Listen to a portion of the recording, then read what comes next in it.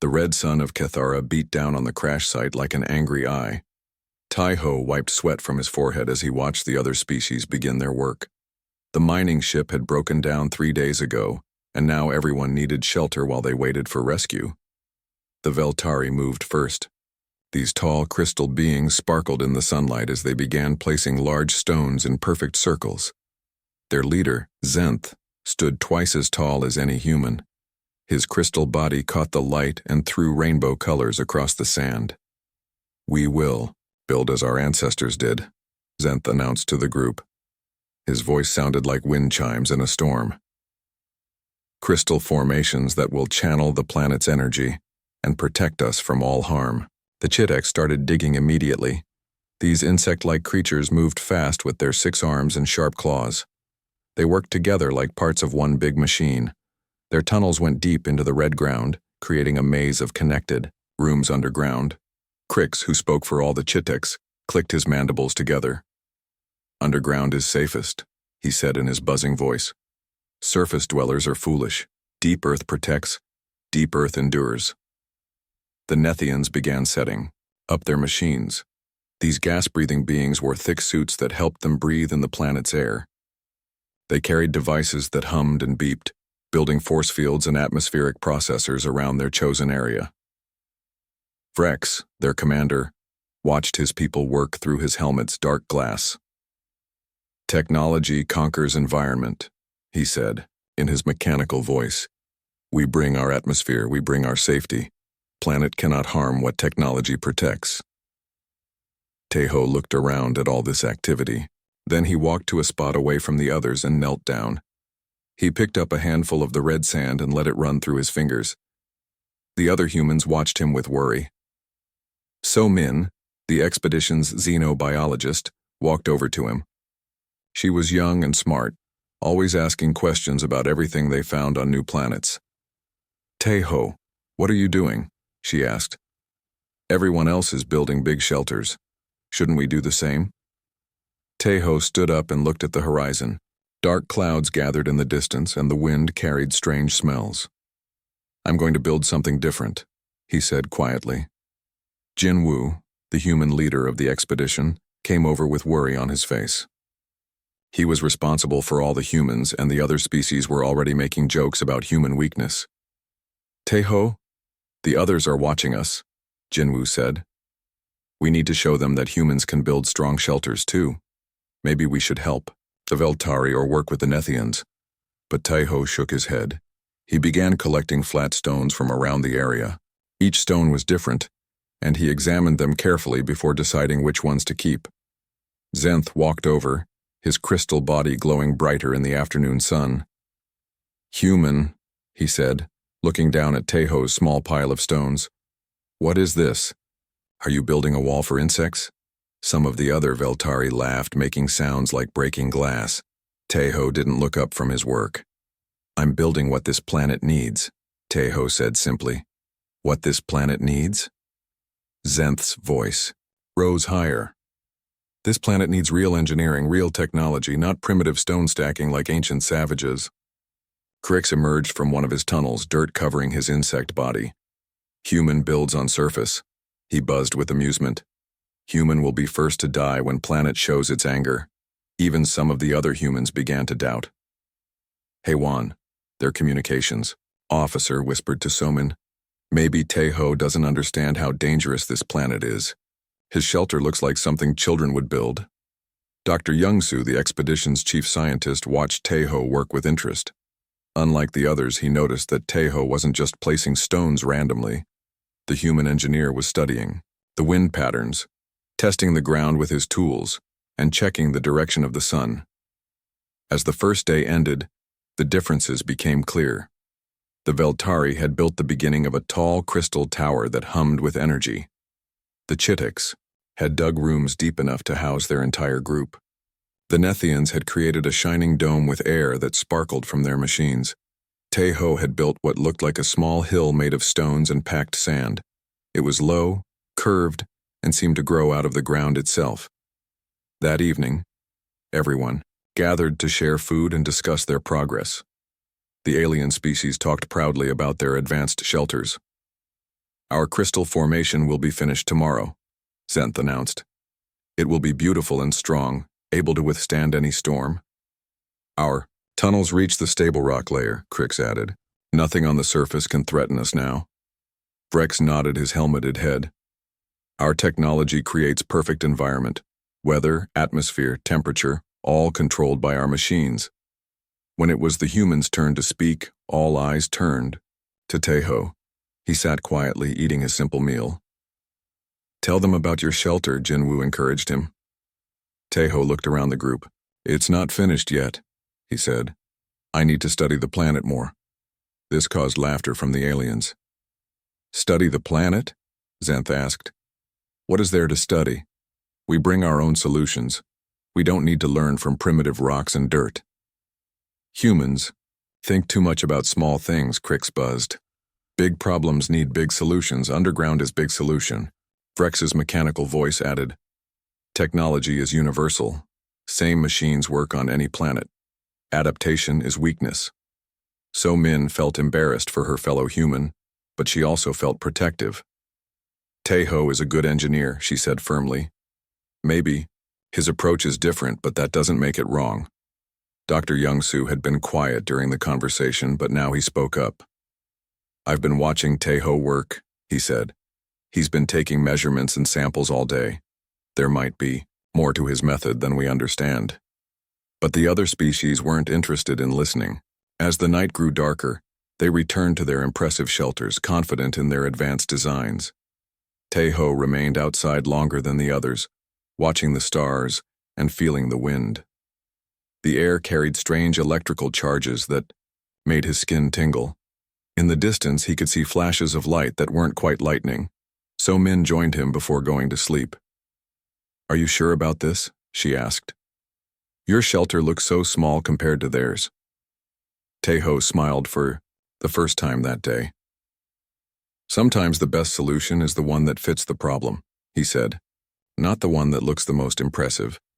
As the night deepened, strange sounds echoed across the desert. The wind grew stronger, and the electrical charges in the air increased. But most of the expedition members were already asleep in their advanced shelters, confident that their technology and traditional methods would keep them safe. Only Teho remained awake, making final adjustments to his simple shelter and watching the sky with growing concern. The second day brought more heat and more building. The alien species worked hard on their shelters, and each one looked more impressive than the day before. The Veltari crystal tower grew taller and more beautiful. Zenth directed his people as they placed each crystal piece with perfect precision. The tower caught sunlight and threw brilliant colors across the camp. It hummed with a low musical sound that seemed to come from deep within the crystals themselves. See how the energy flows through our structure, Zenth told anyone who would listen. This is true engineering. This is how advanced beings solve problems. The Chitek tunnels spread wider and deeper. Crix emerged from the underground network covered in red dirt, his mandibles clicking with satisfaction. Behind him came streams of his people, carrying more excavated soil to the surface. 15 meters deep now, Crix announced proudly. Soon we reach the stable layer where no surface danger can touch us. This is survival. This is wisdom gained through evolution. The Nethian dome grew larger and more complex. Their machines hummed constantly, creating a perfect bubble of their home atmosphere. Vrex watched through his helmet as his people installed more processors and generators around their structure. Temperature controlled, atmosphere purified, protection complete. Vrex reported to the group. Technology adapts any environment to our needs. This is the way of progress. Meanwhile, Teho continued working on his strange little shelter. It still looked like a small hill to most observers, but he kept making careful changes. He adjusted angles, tested different materials, and spent long hours just watching the sky and feeling the wind. Somin brought him water during the hottest part of the day. Everyone's talking about how small your shelter is, she said with concern. Even Jinwoo is getting worried. Teho wiped sweat from his face and continued smoothing the curved walls of his structure. Size isn't everything, he said. A good shelter works with the environment, not against it. But look at what they're building. So-Min gestured toward the impressive alien structures. The Veltari Tower is beautiful. The Chitek tunnels go so deep they're practically underground cities. The Nethian Dome has perfect climate control. What does your shelter have? Taeho stopped working and looked at her seriously. It has understanding, he said. Dr. Young-Soo spent the day collecting data from around the camp. His instruments showed strange readings that bothered him. The electromagnetic activity was increasing every hour. Ground vibrations followed patterns he had never seen before. The atmospheric pressure kept changing in ways that didn't match normal weather. He tried to discuss his findings with the alien leaders, but they weren't interested. Minor electromagnetic fluctuations, Zenth dismissed his concerns. Our crystal structure actually benefits from such energy. It makes us stronger. Crix was equally unconcerned. Surface problems, he buzzed. Underground we feel nothing. Your instruments measure irrelevant data. Vrex was the most dismissive of all. Our technology monitors all environmental factors. If there were real danger, our systems would alert us. Human instruments are clearly malfunctioning. By afternoon, the differences in approach became impossible to ignore. Jinwoo faced increasing pressure from the other human team members. Haewon approached him with several other humans. Jinwoo, we need to talk about Taeho, she said quietly. The aliens are starting to think all humans are primitive because of his shelter. They're making jokes about us, added another human team member. They say if this is the best human engineering can do, maybe we shouldn't be part of galactic exploration projects. Jinwoo felt the weight of responsibility on his shoulders. As the human leader, he needed to maintain their reputation among the other species. But he also trusted Taeho's skills as an engineer. Give him another day, Jinwoo decided. Taeho has never let us down before. But even Jinwoo felt doubt. When he looked at Taeho's modest shelter, compared to the grand structures rising around the camp, the alien species continued to criticize human methods throughout the day. During the evening meal, their comments became more pointed. We have been observing human construction techniques, Zenth announced to the gathered expedition members. We are concerned about the primitive level of your technology. Crix clicked his agreement. Hive mind intelligence processes all possibilities. Human approach shows limited thinking. Single brain cannot match collective wisdom. Brex is mechanical. Voice added, perhaps humans are not ready for advanced planetary colonization. This shelter demonstrates lack of proper engineering knowledge. So-Min felt anger rise in her chest. You don't know what you're talking about, she said firmly. Taeho is one of the best engineers in human space. Just because his methods are different doesn't mean they're wrong. Different? Zenth's crystal body flashed with brighter light. Your engineer builds with rocks and mud like an animal making a nest. This is not different, this is primitive. Dr. Young-Soo tried to support his fellow human. Actually, Taeho has been taking very sophisticated measurements. His approach might be more scientific than it appears. But the aliens weren't convinced. They had decided that human technology was inferior, and Taeho's simple shelter was proof of human weakness. As the evening progressed, Taeho made more modifications to his shelter. He created what looked like simple air vents around the structure. He also built manual backup systems for everything. Door mechanisms that worked without power, ventilation that relied on natural airflow, and water storage that used gravity instead of pumps. Why are you building everything by hand? So-Min asked as she watched him work. The others use advanced technology for everything. Technology fails, Taeho said simply. When it does, you need systems that work without power, without computers, without anything except physics and nature. But their technology is so advanced, surely it won't fail. Taeho looked up at the sky. The strange electrical flashes were getting stronger, and the wind carried an odd taste of metal and ozone. All technology fails eventually, he said. The question is what happens when it does. That night, the electromagnetic disturbances grew stronger. Small malfunctions began appearing in the alien shelters. The Veltari crystal tower flickered occasionally, its light dimming and brightening unpredictably. Some sections of the Chitek tunnel showed signs of structural stress, with small cave-ins in the deeper areas. The Nethian atmospheric processors required constant adjustment to maintain stable conditions inside their dome. But the aliens explained away these problems easily. Crystal structures sometimes resonate with planetary energy, Zenth said when asked about the flickering. This is normal behavior. It shows our tower is properly connected to the planet's power. Miner settling in new excavations, Crix buzzed about the tunnel problems. Deeper we go, more stable it becomes. Surface concerns do not apply underground. Atmospheric processors need calibration on new planets, Vrex explained mechanically. Once properly adjusted, systems will maintain perfect stability. Only Dr. Youngsu seemed worried about these small failures. His instruments showed that the electromagnetic activity was building toward something much larger. The patterns reminded him of data he had seen before, but he couldn't remember where. Tae-ho finished his final preparations as the night deepened. His shelter looked complete now, a low-curved structure that seemed to blend into the landscape itself. It had multiple ventilation systems, manual controls for everything, and was positioned to deflect wind rather than resist it. As the expedition members settled into their impressive shelters for the night, none of them noticed the ancient rock formations around their camp.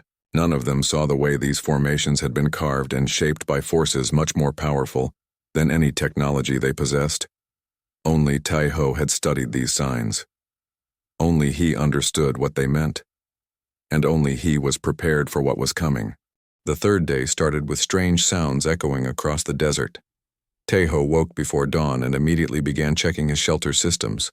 He moved with purpose and urgency like someone preparing for a battle. So-min found him reinforcing the shelter's foundation with additional stones and packed earth. "You're working like the world is going to end," she said, trying to make a joke. Tae-ho didn't smile. "Look at those rock formations over there," he said, pointing to ancient stone pillars that surrounded their camp. "Do you see how they're carved?" So-min looked where he pointed. The rock formations were tall and weathered, with strange grooves and holes cut into their surfaces. "They look old," she said. "Very old," Tae-ho agreed. "And they were carved by something much more powerful than wind or rain." While Tae-ho worked frantically on his preparations, the alien species continued to be confident about their shelters. But small problems kept appearing in their advanced structures. The Veltari crystal tower flickered more often now. Sometimes sections of it went completely dark for several minutes before lighting up again. Zenth tried to hide his concern, but So-min noticed him testing and retesting the crystal connections. "Minor resonance adjustments," Zenth explained when Dr. Youngsu asked about the problems. "Crystal technology is complex. These small fluctuations are normal during the calibration period." But the fluctuations were getting stronger, not weaker. The Chitek tunnels had more serious problems. Several deeper sections had collapsed completely during the night. Crix emerged from underground covered in dirt and looking frustrated. "Soil composition different than expected," he buzzed to his workers. "We must redesign support structures for local conditions." Some of the Chiteks looked worried as they worked to clear the collapsed tunnels. Their hive mind had never encountered geological conditions like these before. The Nethian dome required constant maintenance now. Their atmospheric processors worked overtime, making loud noises that could be heard across the camp. Vrex spent most of his time adjusting controls and replacing parts that had mysteriously stopped working. "Electromagnetic interference stronger than anticipated," Vrex admitted to his technical team.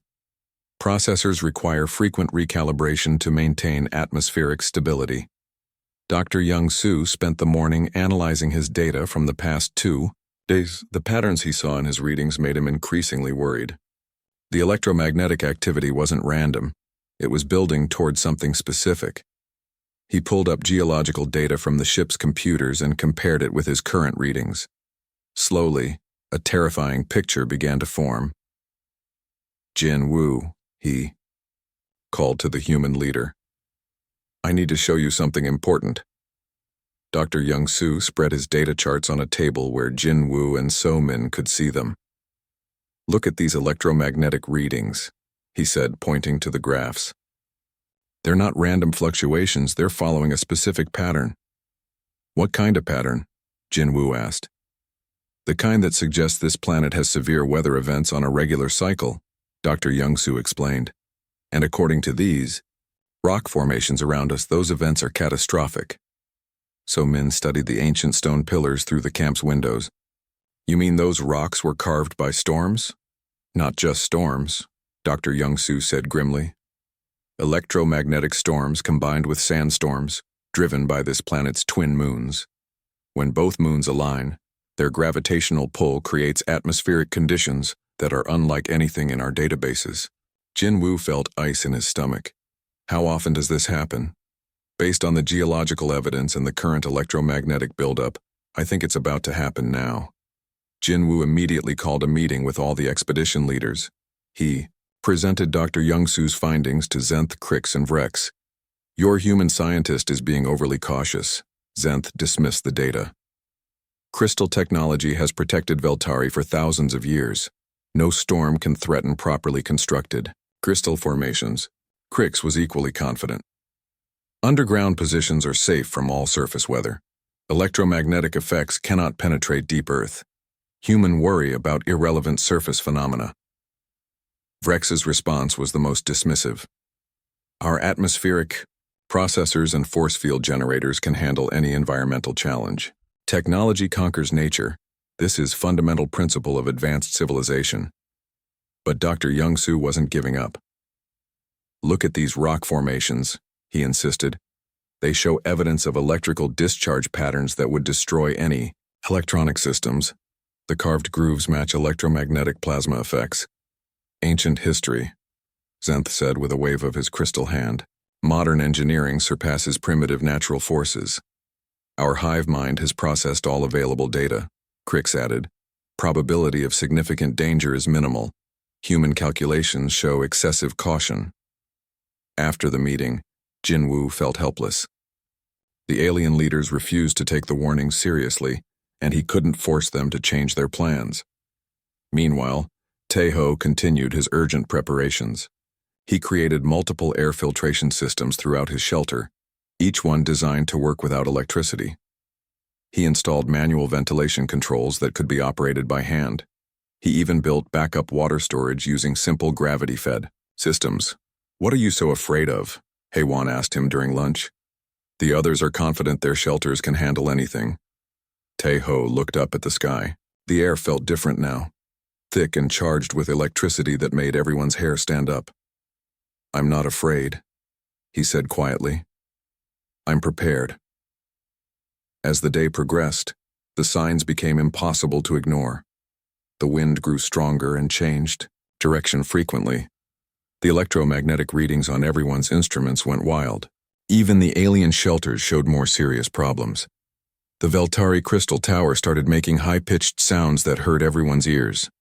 Several crystal sections cracked under the electromagnetic stress. Zenth ordered his people to reinforce the structure, but they were clearly struggling.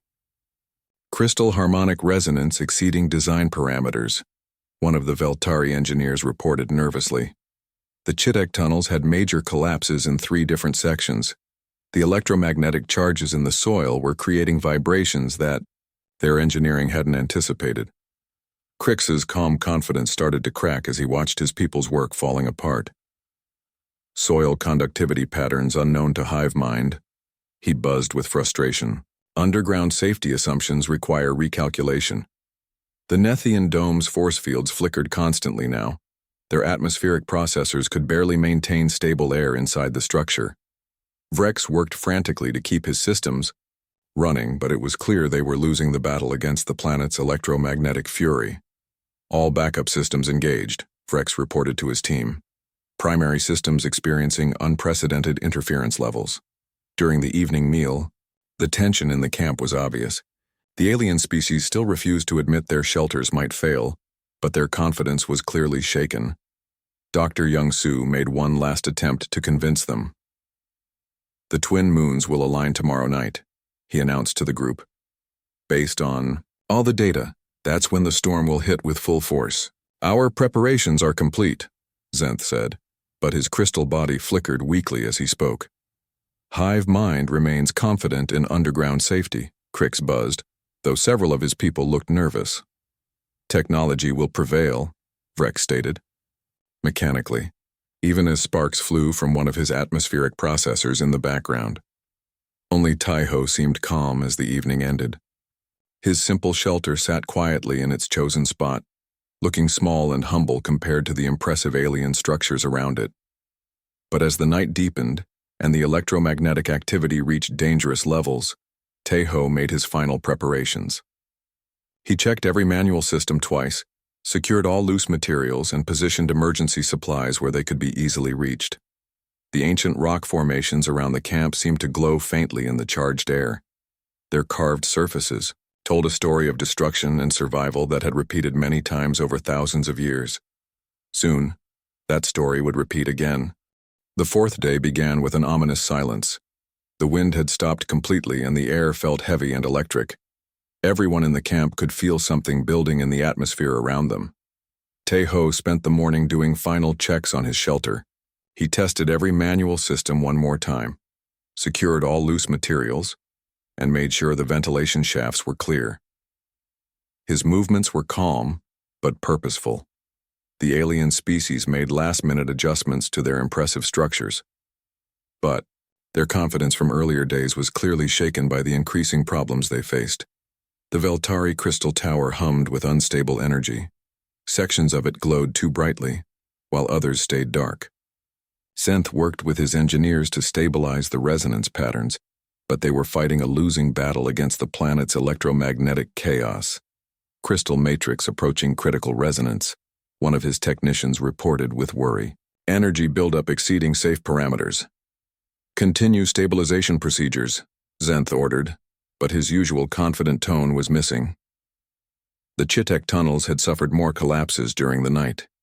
Crix emerged from underground looking frustrated and concerned. His people were working frantically to shore up the remaining stable sections. Deep Earth not as stable as Hivemind calculated, Crix admitted reluctantly to his workers. Surface electromagnetic effects penetrating deeper than predicted. The Nethian dome flickered constantly now. Their force fields weakened every hour, and the atmospheric processors made disturbing grinding noises. Vrex stood surrounded by sparking equipment, trying to keep his technology functional. Systems operating at 90% failure rate, one of his technicians reported. Electromagnetic interference beyond design specifications. Deploy all emergency protocols, Vrex commanded, but even his mechanical voice carried notes of uncertainty. Dr. Youngsu monitored his instruments with growing alarm. All his readings pointed to the same conclusion. The storm would hit today, not tomorrow, as he had predicted. The electromagnetic buildup is accelerating, he told Jinwu urgently. The twin moons are already affecting the planet's atmosphere. We might only have hours before the storm hits. Jinwu gathered all the expedition leaders for an emergency meeting. Dr. Youngsu's data shows the storm is coming sooner than expected, he announced. We need to consider evacuation to more secure positions. But the alien leaders still refuse to abandon their shelters. Veltari crystal technology has survived worse conditions, Zenth insisted, though his tower flickered ominously behind him.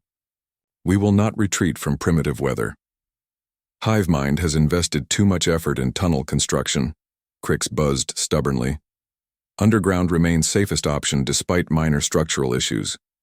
Nethian technology adapts to any challenge, Vrex stated mechanically. Temporary system stress does not indicate failure. As afternoon approached, the first real signs of the coming storm appeared. The sky turned an ugly yellow-green color, and the air began to move in strange patterns. Small dust devils formed and disappeared randomly across the desert. Taiho emerged from his shelter and looked at the horizon. Dark clouds were building there, but these weren't normal storm clouds. They sparked with internal lightning and moved in ways that defied normal weather patterns. Everyone needs to get inside, he called to the camp. It's starting. At first, the storm seemed manageable. The wind picked up gradually, and small amounts of sand began blowing around the camp. The alien species retreated to their shelters, confident their advanced technology would protect them.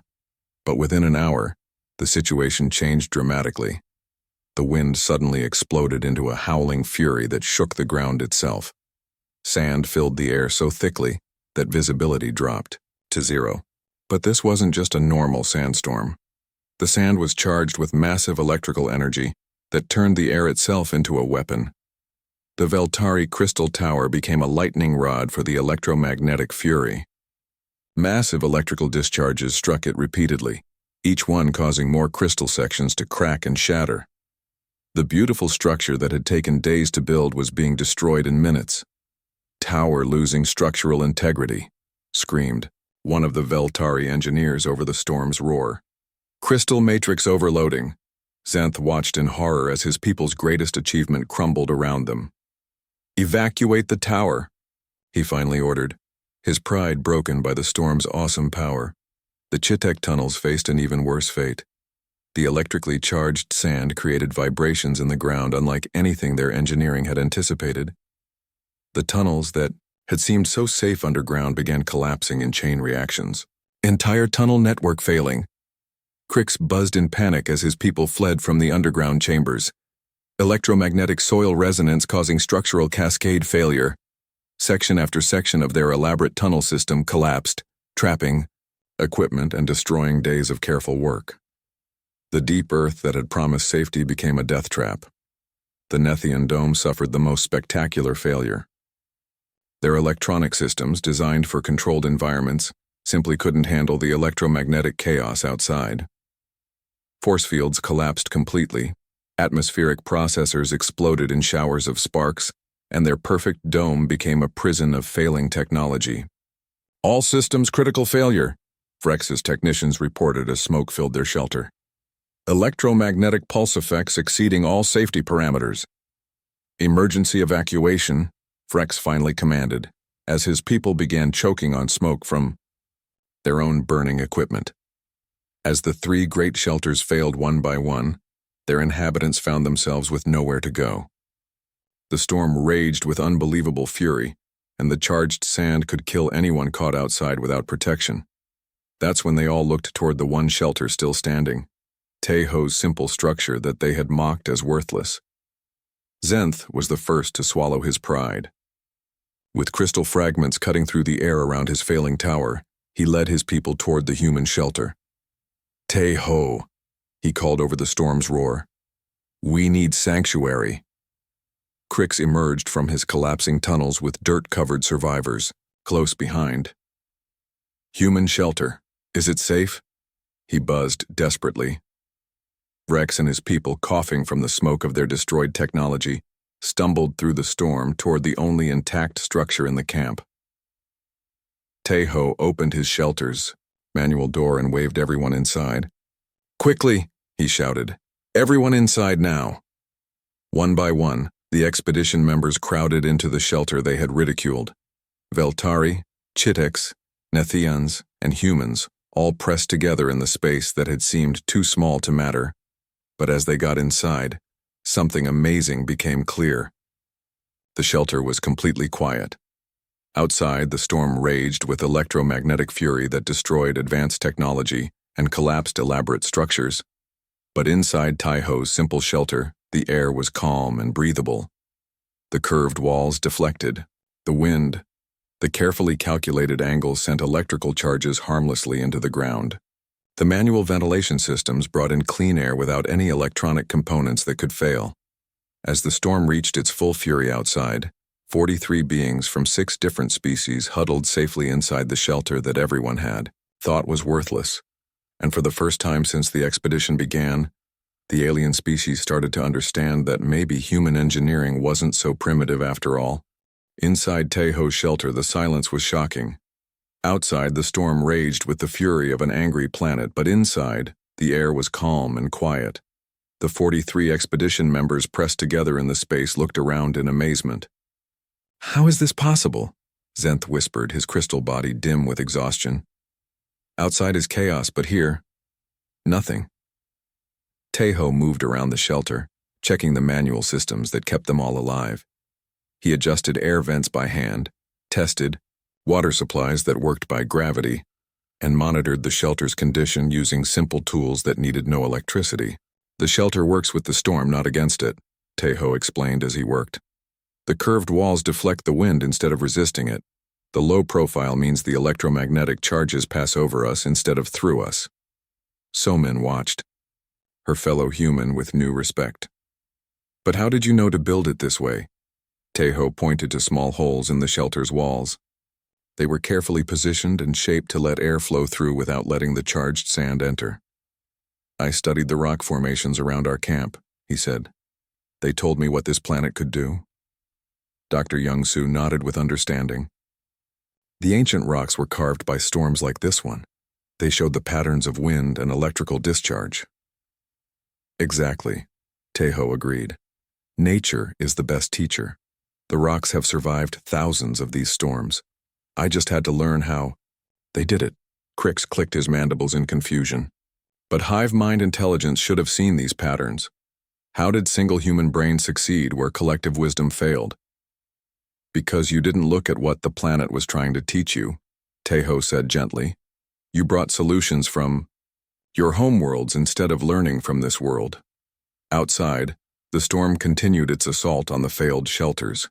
Through the shelter's small windows, they could see the Veltari crystal tower being torn apart by electrical discharges. The beautiful structure that had taken days to build was now just scattered crystal fragments, being ground to dust by the charged sand. Zenth watched his people's greatest achievement being destroyed and felt something he had never experienced before: humility. We thought our crystal technology was superior to everything, he said quietly. We never considered that different planets might need different solutions. The Chitek tunnels were completely collapsed now. The elaborate underground network that had promised perfect safety was buried under tons of electromagnetically charged earth. Crix and his people could only watch through the windows as their life's work disappeared. Hive mind processed all known variables, Crix buzzed sadly. But this planet had unknown variables. How does single human account for unknowns that collective intelligence missed? Tejo sat down next to the insect leader. I didn't try to control the unknowns, he explained. I built systems that could adapt to them. When you don't know exactly what's coming, you prepare for anything. The Nethian dome was completely dark now, its advanced technology reduced to smoking scrap metal.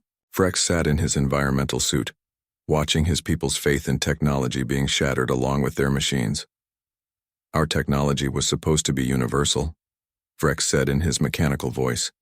Same machines, same solutions, any planet. We never thought local conditions could defeat universal principles. Technology is a tool, Tejo replied. But tools need to match the job. You brought hammers to a planet that needed shovels. As the hours passed and the storm continued, the expedition members began to really understand what Tejo had accomplished. His shelter wasn't just keeping them alive, it was comfortable. The temperature stayed stable without climate control. The air stayed clean without electronic filters. Everything worked perfectly without any technology that could fail.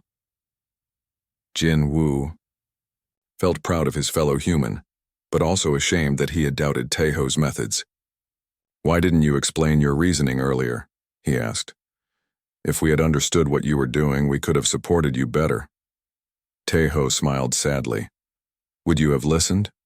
Everyone was so impressed with crystal towers and tunnel networks and force field domes. My pile of rocks looked primitive in comparison.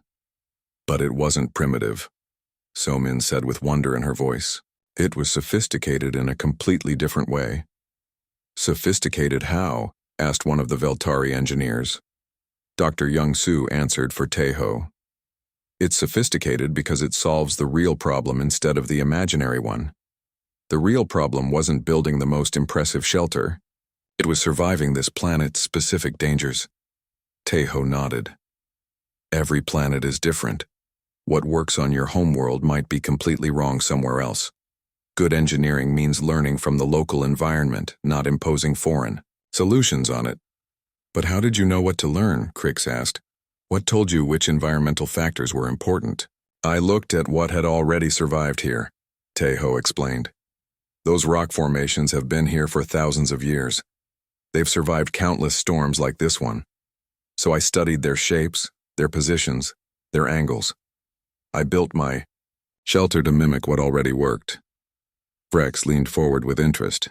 You used the planet itself as a database of successful solutions. Exactly, Tejo said. The planet had already solved the engineering problems I was facing. I just had to be humble enough to learn from it. As the second day of the storm began, everyone in the shelter started to understand that they were witnessing something remarkable. Tejo hadn't just built a shelter. He had created a demonstration of an entirely different approach to engineering and problem-solving. The Veltari began to see that their crystal technology, while beautiful and advanced, had failed because it didn't account for local conditions. Their universal solutions weren't actually universal. The Chittics realized that their hive-mind intelligence, while powerful, had limitations when faced with truly unknown situations. Sometimes individual insight could see patterns that collective processing missed. The Nethians understood that their faith in technology as a solution to all problems was misplaced. Technology was only as good as the understanding behind it. What you've shown us changes everything, Zenth said with quiet reverence. We thought advanced civilization meant imposing our will on any environment. But you've shown us that true. Advancement means learning to work with each environment. Hive mind must recalculate fundamental assumptions, Crix buzzed thoughtfully. Individual human insight has revealed gaps in collective wisdom. This requires new protocols for planetary exploration. Technology principles require revision, Vrex admitted. Universal solutions may not exist. Local adaptation may be necessary for true advancement. Outside, the storm began to weaken as the twin moons moved past their alignment. But inside the shelter, a different kind of storm was just beginning.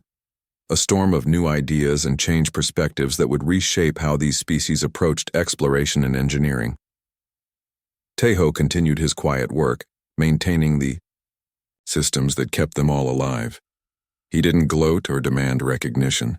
He simply did what needed to be done, the same way he had built his shelter, with careful attention to what the situation actually required.